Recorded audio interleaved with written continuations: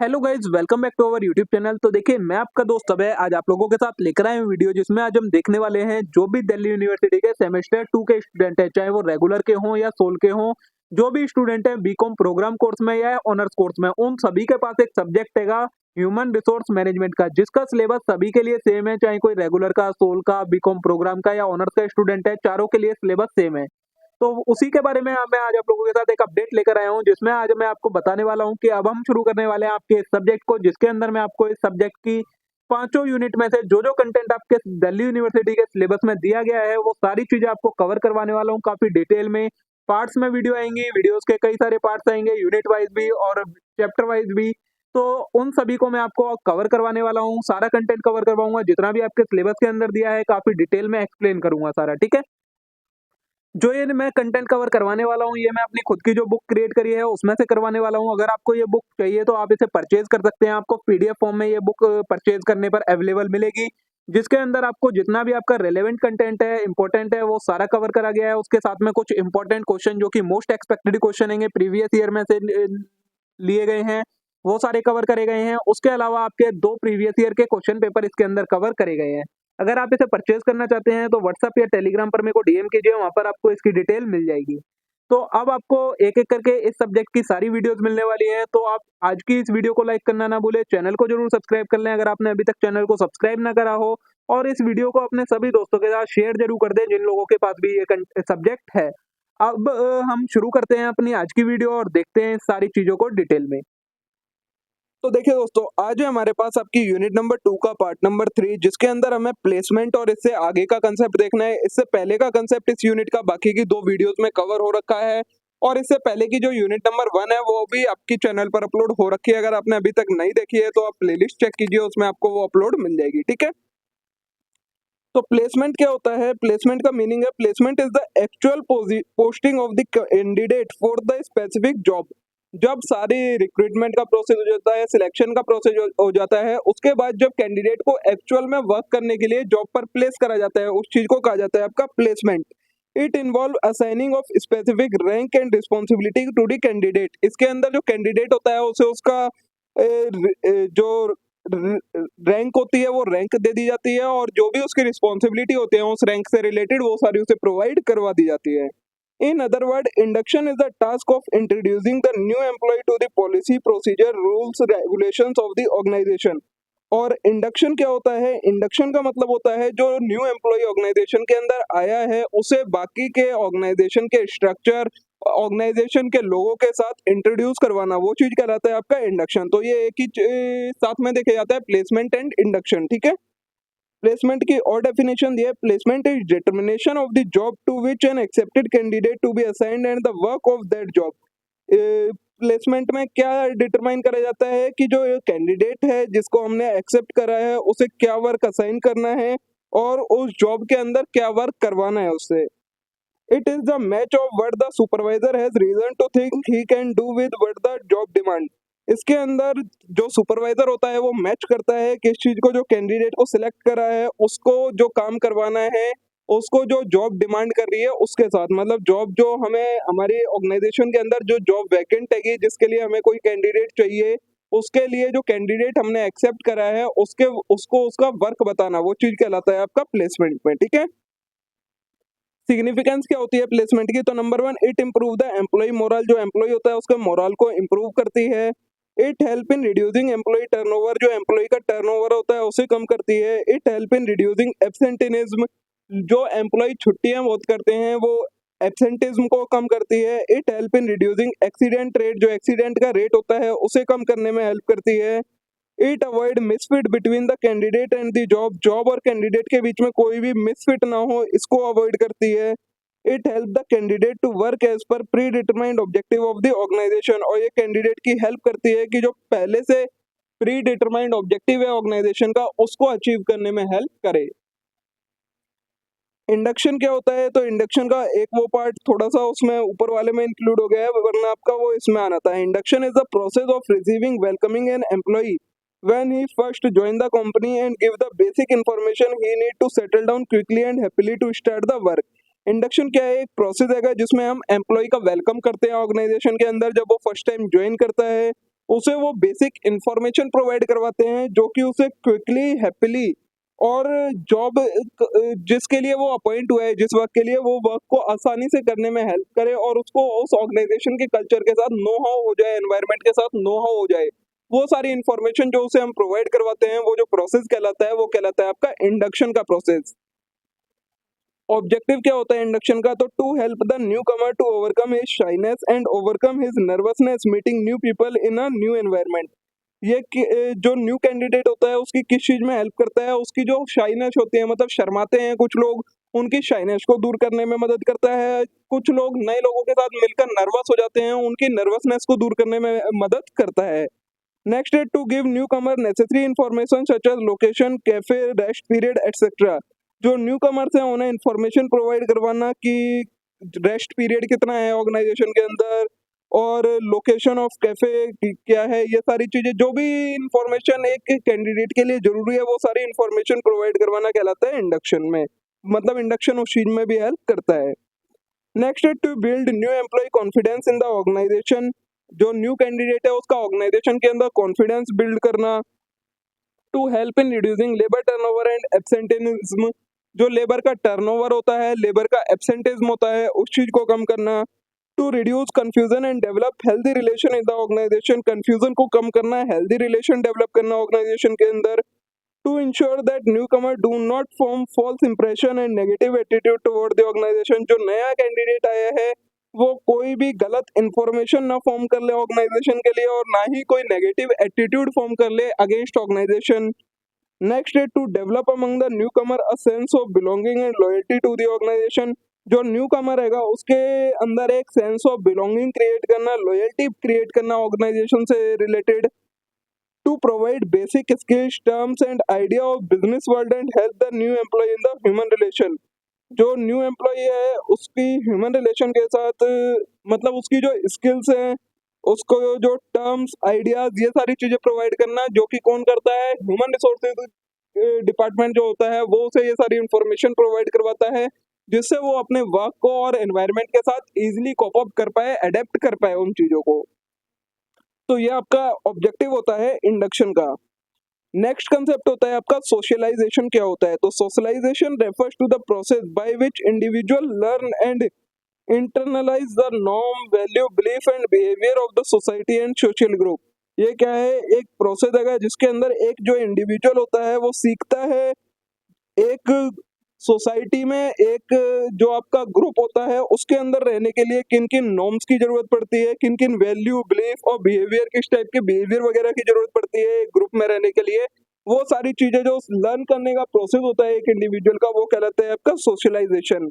It is a lifelong process that begin in early childhood and continue throughout the life.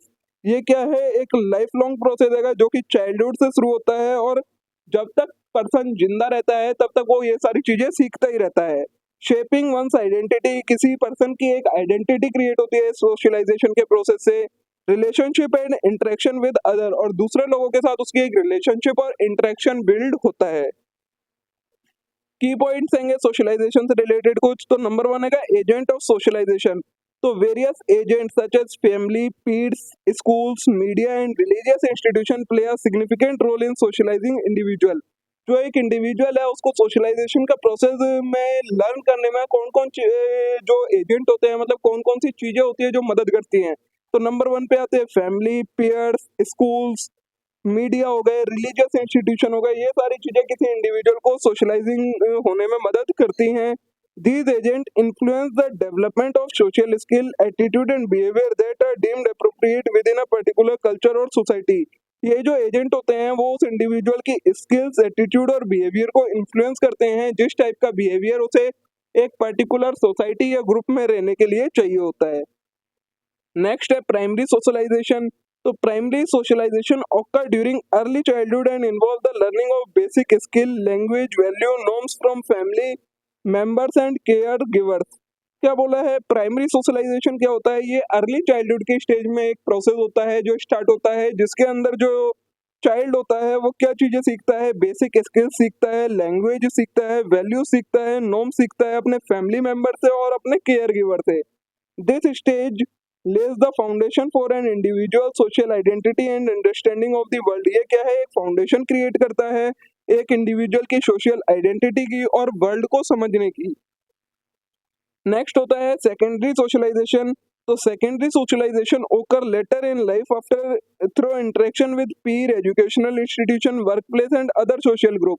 जो secondary socialisation होता है वो कब start होता है, जब जो इंडिविजुअल होता है वो बाहर के वर्ल्ड के साथ एंगेज होता है, एजुकेशन इंस्टीट्यूशंस के साथ, पीर्स के साथ, वर्क प्लेस में या सोशल ग्रुप के साथ, तब ये सेकेंडरी सोशलाइजेशन का प्रोसेस बिगिन होता है। During this stage, individual continue to learn and adapt new social roles, expectations and norms within the different context। इस टाइम पीरियड में जो इंडिविजुअल होता है वो नई नई चीजें, जो सोशल रोल्स होते हैं, एक्सपेक्टेशंस होती हैं, नॉर्म्स होते हैं, वो सारी चीजों को लर्न करता है, अडेप्ट करता है इन सारी चीजों को। नेक्स्ट आता है socialisation process. Socialisation process can be formal, intentional और अनइंटेंशनल। जो सोशलाइजेशन का प्रोसेस होता है वो तीन तरीके का हो सकता है। फॉर्मल हो सकता है। फॉर्मल सोशलाइजेशन कब होता है, जब किसी एजुकेशनल इंस्टीट्यूशन या रिलीजियस इंस्टीट्यूशन में जाकर कोई पर्सन सोशल स्किल्स और बिहेवियर सीखता है। इनफॉर्मल कब हो सकता है, जब अपने पीर ग्रुप्स, मतलब एक तरीके से फ्रेंड सर्कल में कुछ चीजें सीखता है, वो चीज हमारी इनफॉर्मल तरीका होता है सोशलाइजेशन का। और अनइंटेंशनल कौन सा तरीका, अनइंटेंशनल तरीका कौन सा होता है, जब उसे वैल्यूज सिखाई जाती हैं। और अनइंटेंशनल कैसा होता है, जब वो कुछ चीजों को देखकर, ऑब्जर्व कर कर कुछ चीजें सीख लेता है। तो ये चार तरीकों से सोशलाइजेशन होता है, formal, informal, intentional and unintentional. ठीक है। नेक्स्ट आता है सोशलाइजेशन एंड आइडेंटिटी। तो socialisation play a crucial role in shaping an individual sense of self and identity. Through social interaction and experience, individual develop a self-concept, self-esteem and sense of belonging to various social group। Socialisation से क्या होता है, एक identity create होती है individual की। जब कोई इंडिविजुअल सोशली इंटरेक्ट करता है, एक्सपीरियंस करता है, तो वो इंडिविजुअल के सेल्फ कंसेप्ट डेवलप होता है, सेल्फ स्टीम डेवलप होती है और सेल्फ ऑफ बिलोंगिंगनेस डेवलप होती है। ठीक है, ये कंसेप्ट है आपका सोशलाइजेशन का। नेक्स्ट कंसेप्ट है जो आपका वो है रिटेंशन ऑफ एम्प्लॉय का। तो retention of employ refers to an organisation ability to retain its employ for an extended period, thereby reducing turnover rate and maintaining a stable workforce.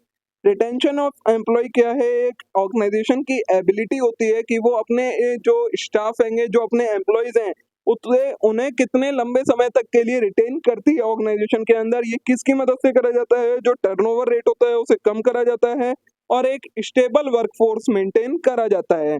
Employ retention is crucial for organisation success as it help to improve productivity, morale and overall performance.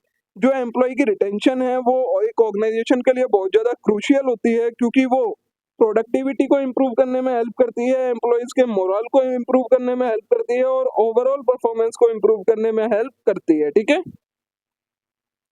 अब retention of employ से related कुछ की points हैं। देखिए, competitive compensation and benefit, मतलब किस तरीके से हम एम्प्लॉय रिटेंशन को इनहांस कर सकते हैं, वो आपको स्ट्रेटेजीज बता रखी है। तो पहला है कॉम्पिटिटिव कंपनसेशन एंड बेनिफिट। तो offering competitive salary, bonus, benefit can attract and retain top talent. अगर हम अपने जो एम्प्लॉयज होंगे उन्हें अच्छी सैलरी, कॉम्पिटिटिव सैलरी मतलब जो हमारा कॉम्पिटिटर सैलरी दे रहा है उससे थोड़ी सी ज्यादा सैलरी देंगे, ज्यादा बोनस देंगे और ज्यादा बेनिफिट देंगे, तो हमारे पास जो टैलेंट है वो रिटेन रहेगा ऑर्गेनाइजेशन के अंदर। Providing incentive such as health insurance, retirement plan, flexible work arrangement, professional development opportunity can also increase employ satisfaction and loyalty. अगर हम उन्हें कुछ इंसेंटिव्स भी प्रोवाइड करेंगे, जैसे कि हेल्थ इंश्योरेंस हो गया, रिटायरमेंट प्लान हो गया, फ्लेक्सिबल वर्क अरेंजमेंट हो गई, प्रोफेशनल डेवलपमेंट अपॉर्चुनिटी हो गई, तो इससे क्या होगा, एम्प्लॉय का सेटिस्फेक्शन और लॉयल्टी बढ़ती है और वो ऑर्गेनाइजेशन छोड़कर नहीं जाता है। नेक्स्ट है कैरियर डेवलपमेंट अपॉर्चुनिटी। ये सेकंड स्ट्रेटेजी है। तो employee are more likely to stay within an organisation that offer opportunity for growth and advancement. जो एक एम्प्लॉय उस ऑर्गेनाइजेशन में ज्यादा रहना पसंद करता है जो उसे ग्रोथ और डेवलपमेंट की अपॉर्चुनिटी प्रोवाइड करवाता है। Providing training programme, mentorship opportunity, career path, promotion can help employee develop their skills and progress within the organisation. Organisation क्या कर सकती है, ट्रेनिंग प्रोग्राम्स ऑर्गेनाइज कर सकती है, मेंटरशिप प्रोवाइड करवा सकती है, उसके कैरियर पैथ से रिलेटेड, उसके प्रमोशन से रिलेटेड जिससे क्या हो, एम्प्लॉय की स्किल्स डेवलप हो और वो ऑर्गेनाइजेशन की प्रोग्रेस में भी ज़्यादा अपना बेस्ट तरीके से फिर परफॉर्म करे। नेक्स्ट है पॉजिटिव वर्क एनवायरनमेंट। तो creating a positive work culture that value diversity, inclusivity, respect and work life balance can enhance employee satisfaction and retention.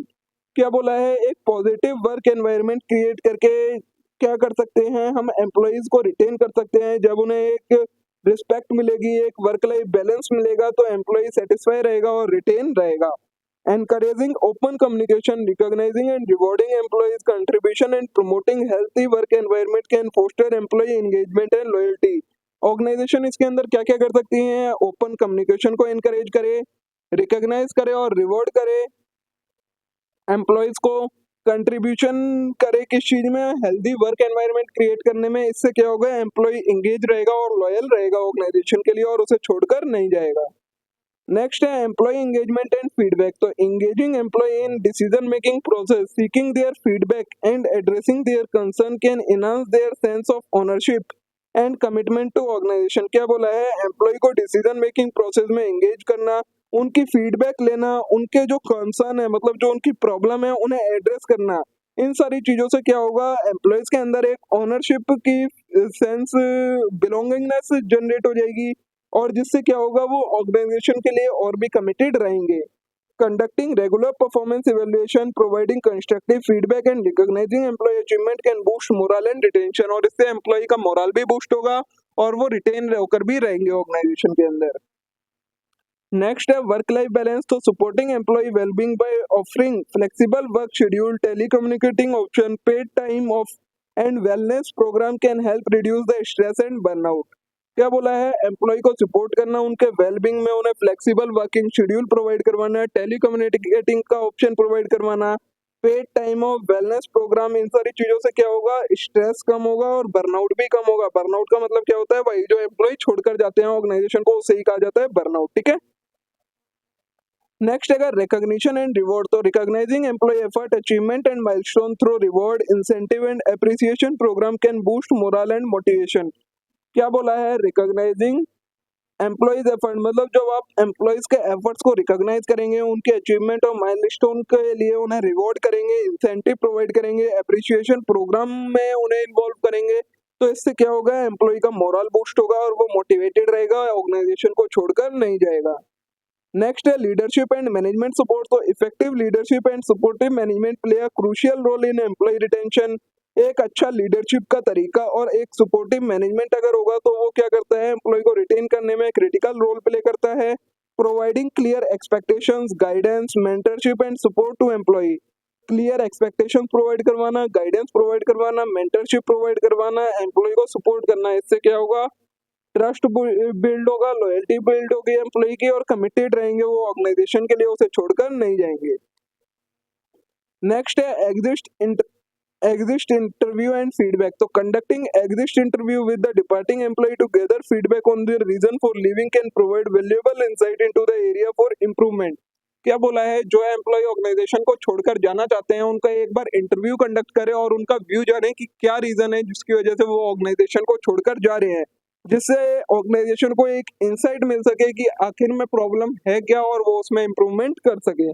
Analysing exit and interview data and implementing changes based on feedback can help address retention issue and enhance employee satisfaction. जो ये exit interview से data मिलेगा उसे analyse करके और उसमें जो जो चेंजेस कर सकती है ऑर्गेनाइजेशन वो इम्प्लीमेंट करके फीडबैक की मदद से जो रिटेंशन मतलब जो एम्प्लॉय छोड़कर जा रहे हैं उन्हें ऑर्गेनाइजेशन अब रिटेन कर सकती है, इन सारे इशू को सॉल्व कर सकती है इस इंटरव्यू की मदद से।